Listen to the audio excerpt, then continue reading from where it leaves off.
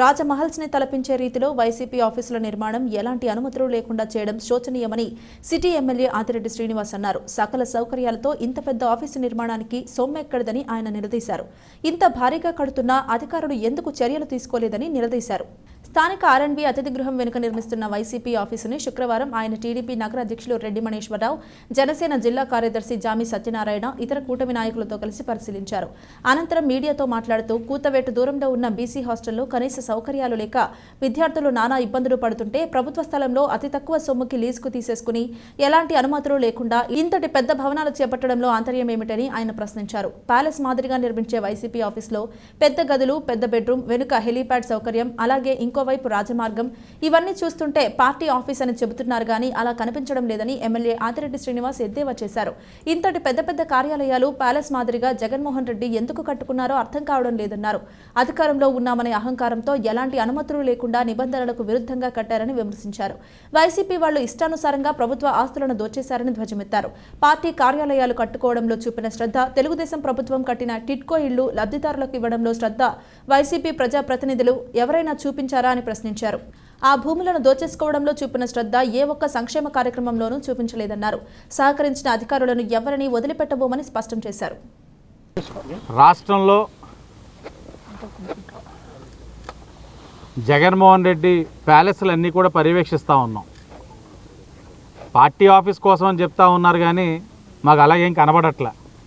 ఇప్పుడే బెడ్రూమ్ కూడా చూసి వచ్చాం, చాలా పెద్దగా ఉంది. ఒకరిద్దరు ఉండడానికి అంత పెద్ద బెడ్రూమ్ ఎందుకో కూడా మాకేం అర్థం కావట్లేదు. వెనకాల హెలీప్యాడ్ యాక్సెస్ కూడా ఉంది. వెనకాల ఇంకొక రాజమార్గం ఇచ్చారు, హెలీప్యాడ్లో దిగడం, నేరుగా దీంట్లోకి రావడం. అంటే ఇంత పెద్ద పెద్ద కార్యాలయాలు ఈ మాదిరిగా ప్యాలెస్లు దేనికోసం కట్టుకుంటున్నాడు ఆయన అనేది మాకేం అర్థం కావట్లే.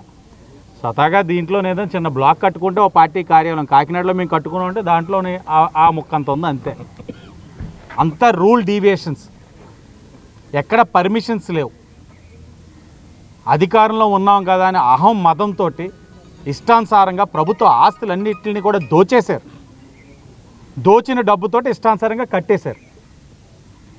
ఎంత అవినీతి సొమ్ము లేకపోతే ఈ మాదిరిగా కడతారు? వీళ్ళ పార్టీ కార్యాలయాలు కట్టించుకోవడంలో చూపించే శ్రద్ధ మేము కట్టిన టిట్కో ఇల్లులు ఇవ్వడంలో ఎవరైనా చూపించారా వైసీపీ ప్రజాప్రతినిధులు? పేదవాళ్ళకి ఇల్లు కట్టించేస్తా అన్నారు, వాటిలో ఎప్పుడైనా మీరు శ్రద్ధ చూపించారా? భూములను దోచేసుకోవడంలో చూపించిన శ్రద్ధ ఏ ఒక్క సంక్షేమ కార్యక్రమాల్లో కూడా ఈ ప్రజాప్రతినిధులు చూపించాల. పక్కనే కోత దూరంలోనే బీసీ హాస్టల్ ఉంది. 4 సంవత్సరాలుగా అధ్వానంగా ఉంది. పిల్లలకి బాత్రూములు చాలా దారుణంగా ఉంది, అంటువ్యాధులు వస్తున్నాయి. మరమ్మతులు చేయండి అని అడిగితే ఏనాడు పోయిన దాఖలాలు లేవు అక్కడికి.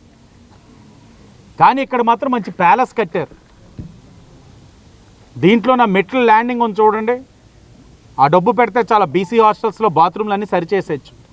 ఒక్క దాతను అడిగాం, 10 రోజుల్లో బీసీ హాస్టల్స్లో టాయిలెట్లన్నీ మరమ్మతులు చేసేశారు, బ్రాండ్ న్యూ ఇచ్చారు వాళ్ళకి. అధికారం 5 సంవత్సరాలు ప్రజలకు ఏమీ చేయలే. దోచుకున్నారు, జోబులు నింపుకున్నారు, ప్రభుత్వ ఆస్తులు కబ్జా చేశారు, దారుణాతి దారుణంగా లీజులకి తీసుకున్నారు. అధికారులు సహకరించారు. ఇంత పెద్ద పెద్ద మహల్లు కడతా ఉంటే పర్మిషన్స్ లేవు. రుడా ఏం చేసింది? కార్పొరేషన్ అధికారులు ఏం చేశారు? సహకరించిన అధికారులు ఎవరిని కూడా వదిలిపెట్టాం. ఏదీ లేకుండా ఇప్పుడు నోటీసులు ఇచ్చేసి అధికారులు మేము మా పని చేసేసామంటే అవదు.